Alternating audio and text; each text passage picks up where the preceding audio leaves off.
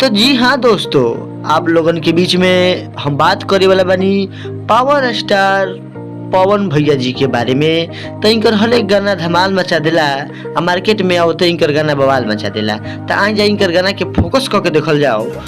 अच्छा है बनारसी लो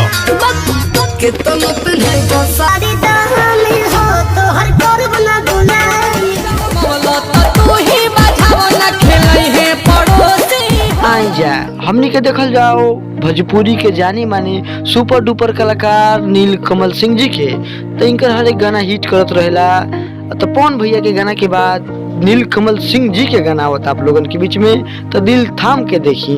तो आई जाए गाना के फोकस करके देखल जाओ गौर से। तू ही बताओ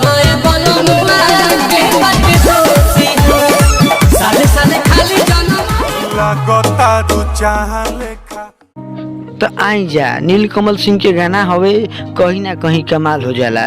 तो फिर एक बार नील कमल सिंह के गाना पे धमाल हो खेला बा। तो आई जा गाना के गौर से इंटरटेनमेंट बना के दिखावो तनी आप लोगन के। तो आप लोग हमारा चैनल पे जुड़ल रही भैया।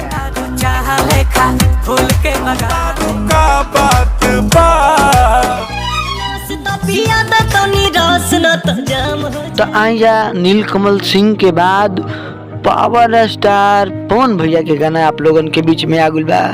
तो बड़ी सौभाग्य की बात बा कि पावर स्टार पवन भैया के गाना कतहीं कतहीं देखे के मिल जाला। तो इंटरटेनमेंट के साथ आप लोगन के बीच में प्रस्तुत करतानी पावर स्टार पवन सिंह जी के।